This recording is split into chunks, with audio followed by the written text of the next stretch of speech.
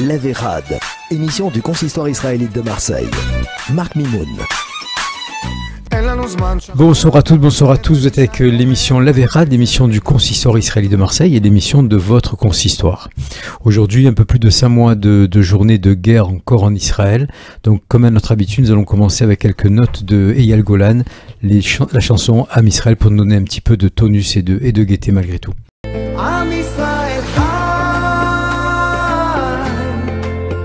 אם לא נשכח תמיד להיות מאוחדים עם ישראל חי בעליות בירידות.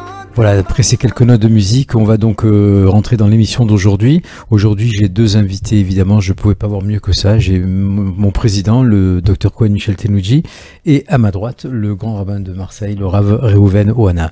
Avant même de leur donner la parole, je tiens quand même à vous dire que au nom de, en tant que porte-parole du consort, je me permets de parler à la place de mon président, s'il le permet bien, de féliciter la communauté juive de Marseille. Je vous félicite parce que depuis quelque temps, depuis le 7 octobre, on est tous un petit peu perturbés, on n'a plus vraiment la même manière de réfléchir, de raisonner, mais on s'aperçoit, on en parlait il y a quelques minutes, que tout le monde se retourne aujourd'hui vers les journaux communautaires, vers la radio juive de Marseille. La communauté est en train de se réunir, de s'unifier, et vous êtes de plus en plus nombreux à venir à toutes les manifestations, et c'est un peu notre devoir.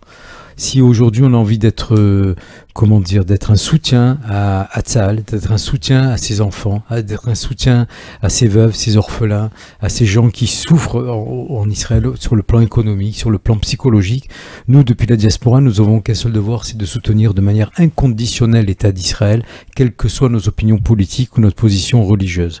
Et à ce jour, je m'aperçois et je le vois tous les jours dans toutes les manifestations, vous êtes tous nombreux. La soirée du Chazanout qui a été organisée par M. Josiaou à Breteuil a été un immense succès. Je ne vous parle pas de toute la marche qui a eu lieu aussi en soutien aux otages. Et hier soir, cette merveilleuse initiative du Keren HaYesod qui a une soirée qui m'a bouleversé, même quand j'en parle encore aujourd'hui, je suis encore dans l'émotion, où donc nous avons eu la présence d'une dame qui a été prise en otage pendant 52 jours, elle était là, son mari est encore otage en Israël, on a eu une maman qui a perdu son fils le premier jour de la guerre, et on a eu aussi une jeune soldate médecin qui a fait partie des combattantes dès les premiers jours de cette guerre. La salle était pleine. Et donc ici, en diaspora, qu'est-ce que nous pouvons faire? Je pense que le grand rabbin ne va pas me contredire, ni Michel. Nous savons prier et nous savons donner. Donc voilà, je vous demande à tous de continuer cette unification, de continuer à vous fédérer, de continuer à vivre derrière la communauté.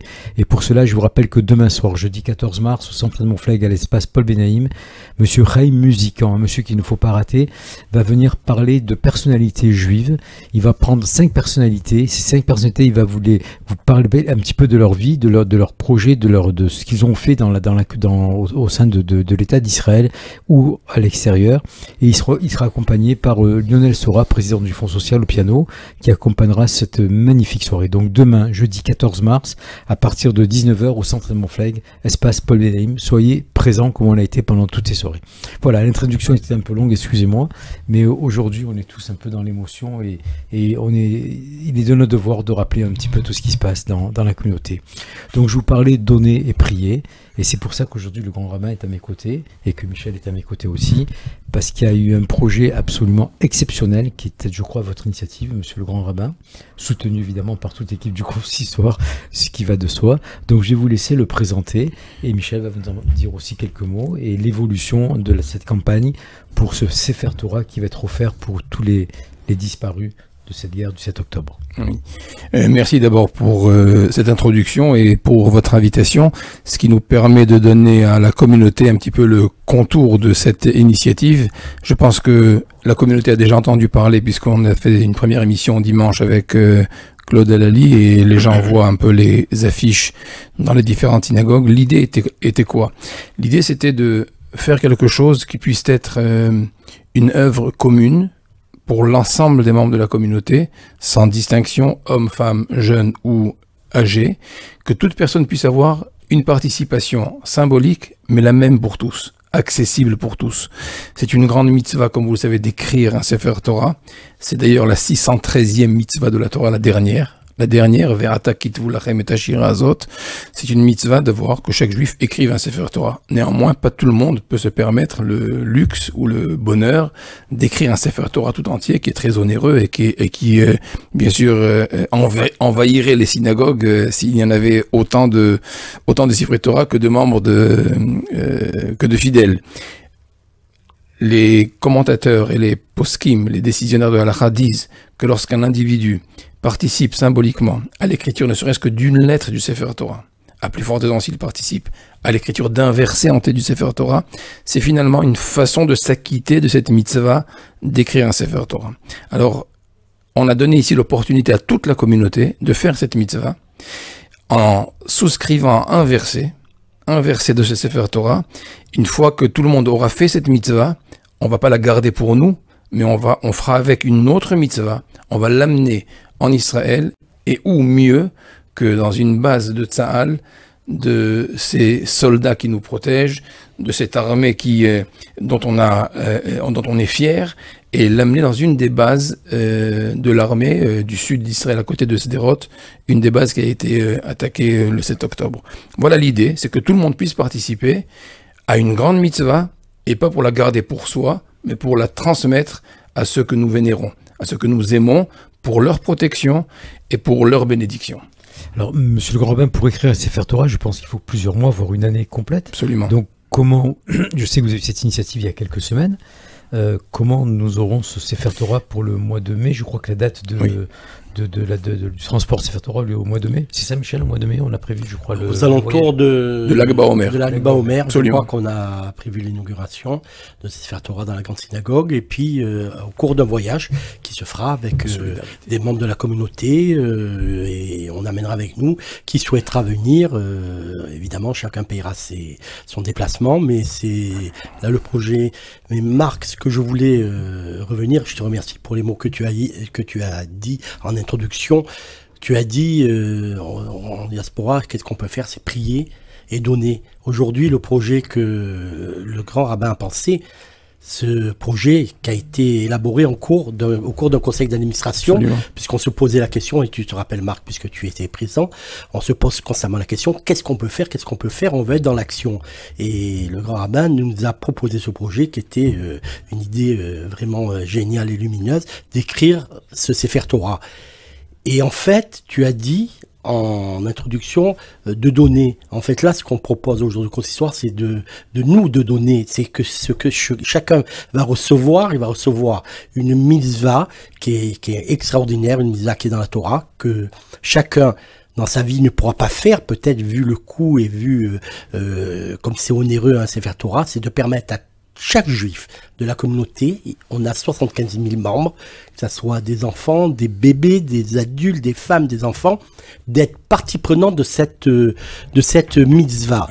C'est tous ensemble, c'est une mitzvah globale pour toute notre communauté, et en plus, on va, je crois, introniser ce Sefer Torah dans une synagogue qui est en construction, qui va être construite, qui va être aussi inaugurée et qui se trouve aux alentours de Sderot, dans un endroit, malheureusement un village qui a été détruit, qui a subi un très lourd désastre pendant la guerre du 7 octobre par cette guerre abominable du Hamas.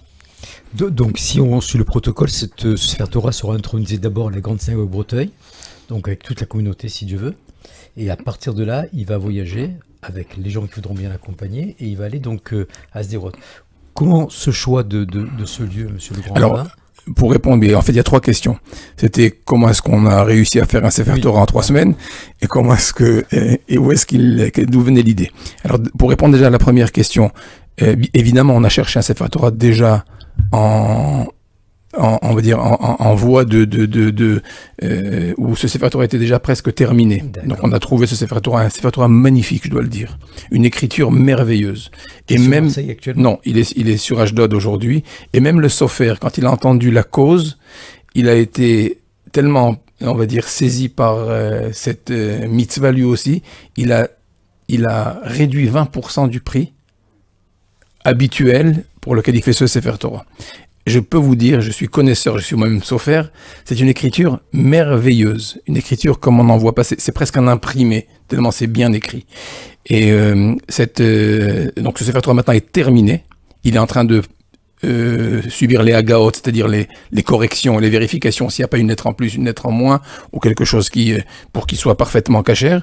Une fois qu'il sera prêt, il sera amené à Marseille par ce sofer, mais il ne sera pas intronisé à Marseille. C'est juste une fête communautaire que nous ferons pour dire à la communauté, voilà ce que vous avez offert, voilà ce à quoi vous avez participé, et faire venir les membres qui ont participé, tous ceux qui voudront, seront là ici à la Grande Synagogue Breteuil, et d'ici, de Breteuil, partira la délégation en voyage de solidarité, et sera intronisé dans cette base militaire. Pourquoi le choix de cette base militaire? Pour deux raisons. D'abord parce que symboliquement, c'est une zone qui a été touchée fortement par ces agressions, on va dire, terrifiantes de ce groupe. On ne peut même pas qualifier de personnes humaines. Cette zone a été très sinistrée. Et c'est une des bases qui a reçu un Qassam et dont une partie a été détruite, un hangar, etc. Et puisqu'ils refont en quelque sorte ce hangar, le rabbin de la zone de tout le sud d'Israël, la zone militaire tout le sud d'Israël, a décidé de demander l'agrandissement de la synagogue. Ils ont un petit oratoire. Donc si déjà on fait des travaux, alors essayons d'élargir. Donc ils vont élargir la synagogue en préfabriqué, joli comme il se doit.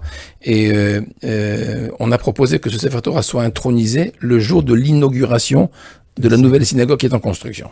Alors, il y a quelque chose qui est maintenant encore en suspens, et je ne sais pas si je dois en parler, mais j'ai demandé à cette personne qu'il essaye d'intervenir auprès des décideurs, et j'ai demandé à avoir les noms de ceux si on ne pouvait pas avoir le nom de cette synagogue. Parce que si on pouvait avoir le nom de la synagogue, j'aurais aimé le mettre au nom de Magen Avraham, par exemple, et vous comprenez pourquoi. On en reparlera par la suite. Bien sûr, une excellente idée. J'ai pas encore eu l'accord du nom, mais du nom de la synagogue. Voilà, c'est une synagogue qui est dans la base militaire. D'accord. Elle n'est pas nommée cette synagogue. Donc, si on obtenait aussi le nom de la synagogue en même temps de l'intronisation de Sefer Torah, ce serait une merveilleuse chose.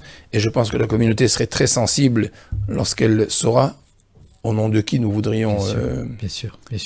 Et est-ce qu'on nomme un Sefer Torah? C'est-à-dire qu'on donne un nom à un Sefer Torah? Non, un Sefer Torah, c'est ils sont tous les mêmes, ils sont tous identiques, ils sont tous 304 805 lettres, pas une de plus, pas une de moins. Ils sont tous conformes à l'original qui était dans le Saint des Saints, dans l'Arche Sainte, de façon, on va dire,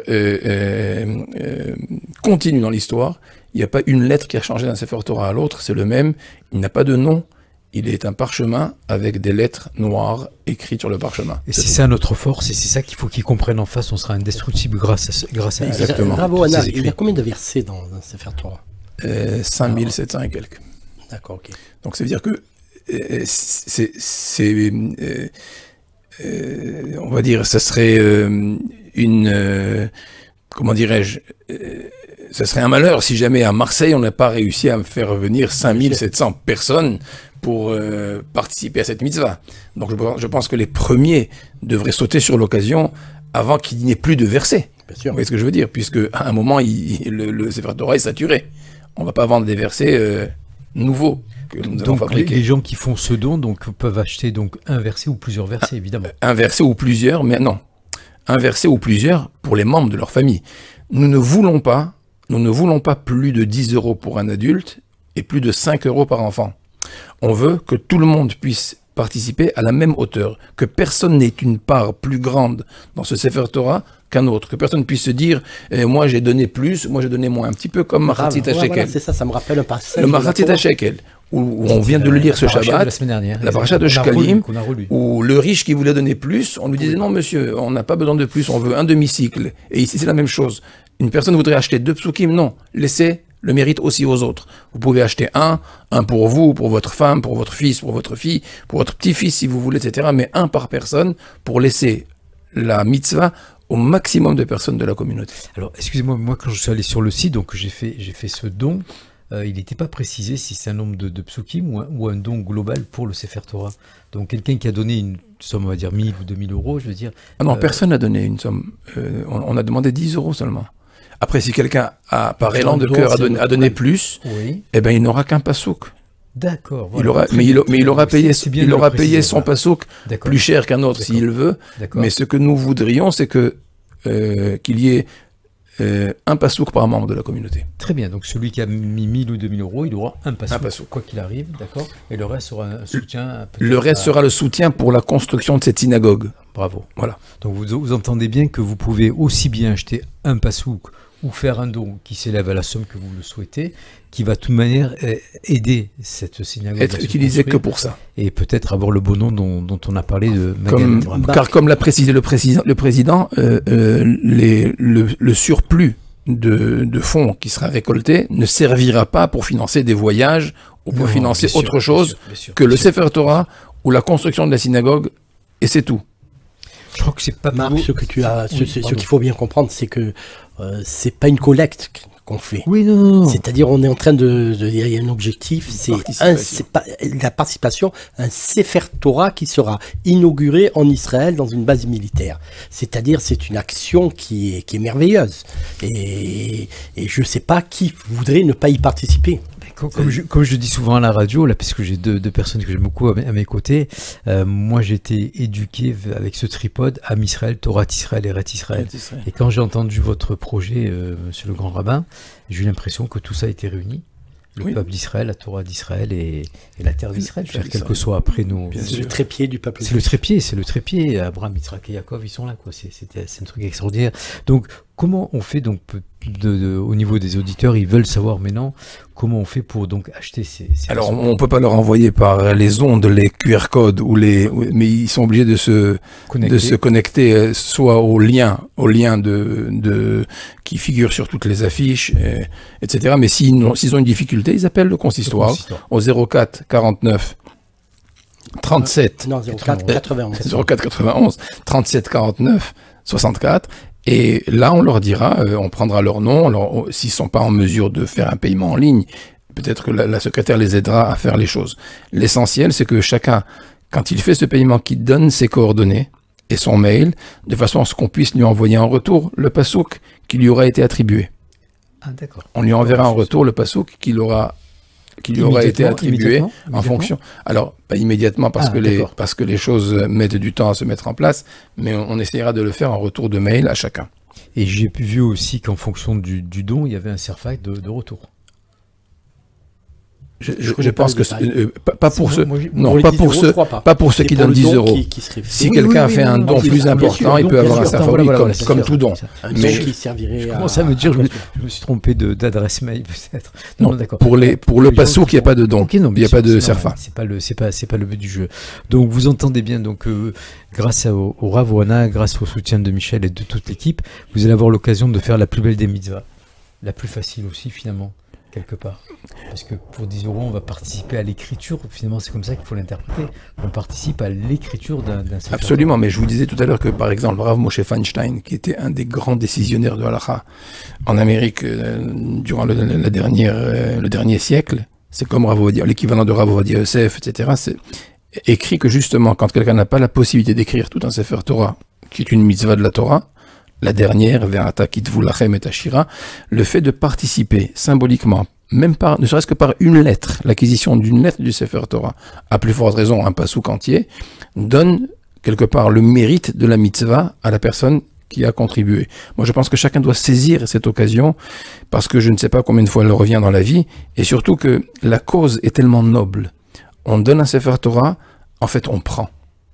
On va prendre quelque chose d'énorme. C'est qu'on sait que notre nom sera gravé en Israël, dans une base militaire, chez les Chayalim que nous aimons et dont nous voulons la protection.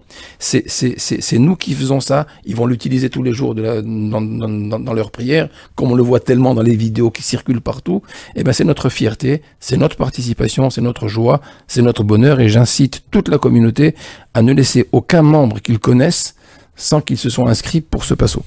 Ce que je voudrais peut-être ajouter, vous avez dit, ça sera un Sefer Torah pour la protection de notre peuple, de notre armée, Mais aussi un Sefer Torah, très souvent, quand malheureusement dans une famille on perd un proche, on le fait à la mémoire. Ce Sefer Torah sera évidemment à la mémoire de toutes les personnes disparues pendant cette guerre abominable. Donc ça sera un Sefer Torah pour toutes nos personnes disparues en Israël suite à cette guerre. Absolument, je soutiens parfaitement. Il y a 3 choses. C'est pour la mémoire des disparus, c'est pour la protection de nos soldats qui sont sur le front, et c'est pour aussi le mérite, donner un mérite pour la libération des otages. C'est les 3 raisons pour lesquelles nous faisons ce Sefer Torah. Et le monsieur qui a écrit Sefer Torah viendra à Marseille quand Alors le Sofer viendra à Marseille pour amener le Sefer Torah ici. Nous organiserons ici une réception du Sefer Torah, pas une intronisation, une réception du Sefer Torah par tous les contribuables. Et peut-être le lendemain ou le surlendemain, la délégation l'emportera en Israël et on fera là-bas l'intronisation. Nous espérons, peut-être, si Hachem nous le permet, le jour de l'Akba Omer. Donc on aura 5700 personnes le soir de l'intronisation. Je ne pense pas que tout le monde pourra on espère qu'il y ait beaucoup plus de gens avec nous dans l'esprit, mais tous ceux qui voudront voir l'œuvre à laquelle ils ont participé seront invités. Ça, c'est une grande fête alors. Alors Michel, j'imagine bien que les gens qui sont à l'écoute de cette émission vont évidemment dès la fin de l'émission aller sur le site et faire leur participation, leur mitzvah. Et au niveau de ce voyage, est-ce qu'il y a des dates qui sont déjà programmées? Autour de l'Akba Omer, on est en train de voir avec les amis. L'Akba Omer, c'est le 26 mai, entre le 26 et le 30 mai. C'est la date que nous voudrions. Donc bien sûr, ça dépend des aléas de la base militaire, de leur date, etc. Mais c'est à peu près la date que nous avons demandé et qui est étudié maintenant.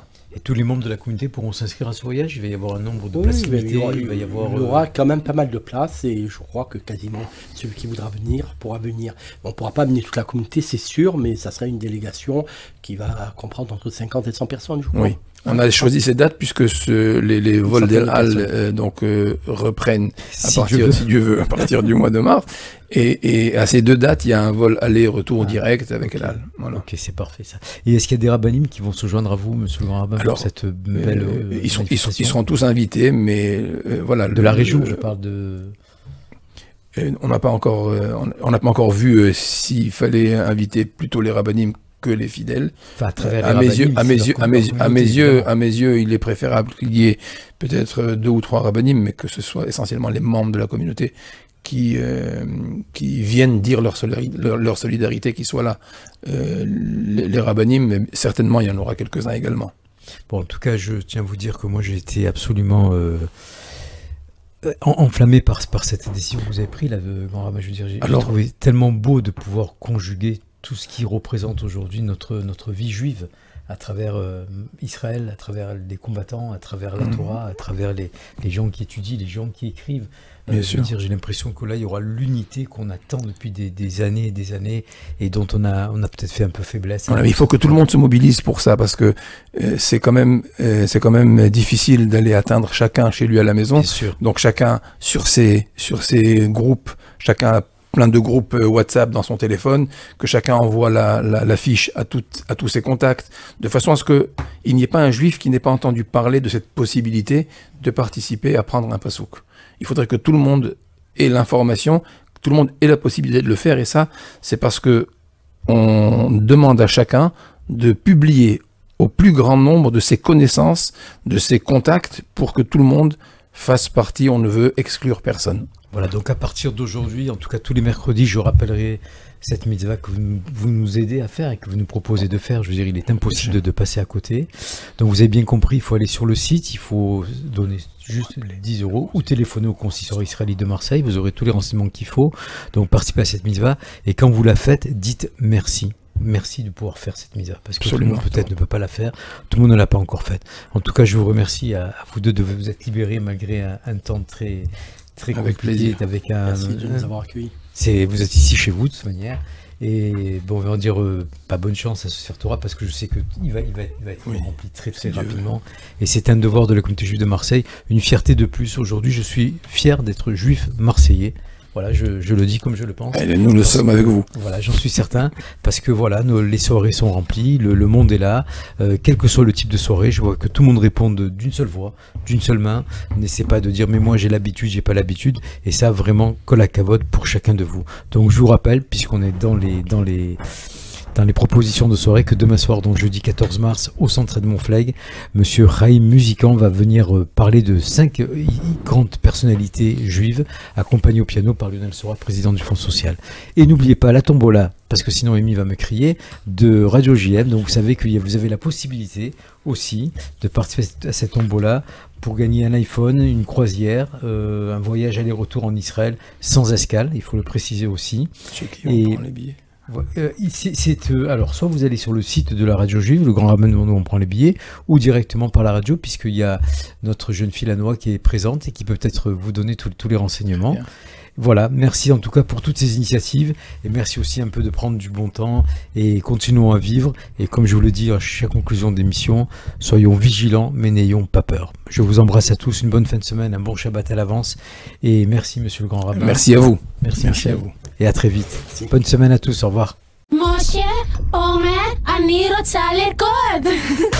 L'Averad, émission du consistoire israélite de Marseille. Marc Mimoun.